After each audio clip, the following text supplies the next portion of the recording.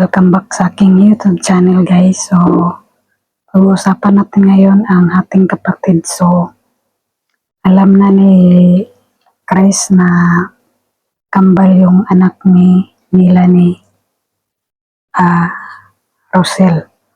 At dito, nagtanong si Chris sa ospital kung totoo ba na nanganak si Rosel doon at nalaman niya na kambal talaga at isang buwan ang pagitan sa pag-anak ng kambal. Yung una, yung babae. At saka sumunod itong si Tyrone. So, kawawa naman si Belle dahil sa itong si Tali ay napaka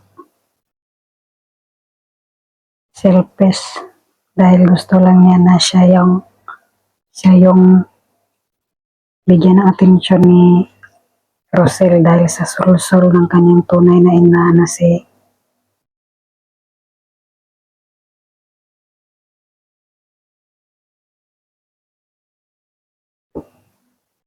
So yun lang guys, thank you so much guys.